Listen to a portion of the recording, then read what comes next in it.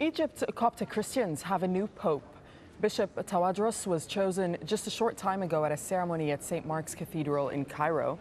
In Coptic tradition, a blindfolded child selected the name of the new patriarch from a transparent box containing the names of 3 candidates. Bishop Tawadros will become the 118th Coptic pope. Well, so who is the new Coptic pope? Bishop Tawadros is a doctor, and he's also the current bishop for the northern Egypt district of Beheira. He's been selected on his 60th birthday and will be enthroned in a ceremony on November the 18th. The bishop told Egyptian media he wants to improve church education, focus on young people, and also improve relations with Muslims. Let's get some reaction on that and bring in Mike Hanna. He's covering that for us out of Cairo. Mike.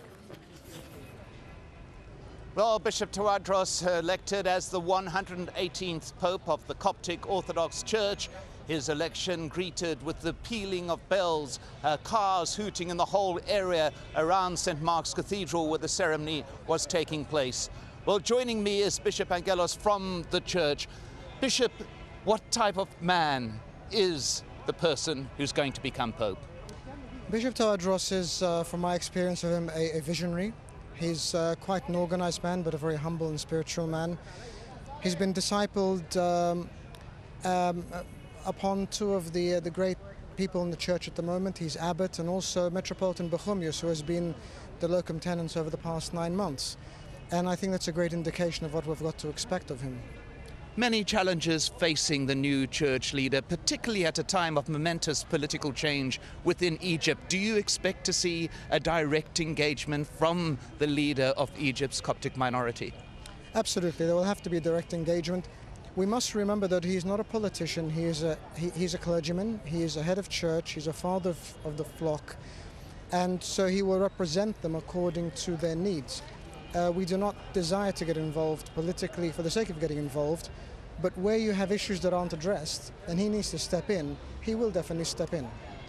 We do have issues as well where the church will be taking a look, it has already been said, at the very basis on which it is set up, the church doctrine established in the mid-1950s. What kind of an impact do you think that will have on the Coptic community and on the society as a whole? Well, the only thing we've agreed to look at the moment was the 1957 statute that actually dictated the way these elections and the selection was run. It's quite arcane, as you may imagine. The church has developed significantly in the past 50 years, and a lot of things need to be called into account. The problem was that at the moment this was not the right time to address it. When the country is more stable, when the parliament is more stable, then I think it'll be time to address it as soon as we can.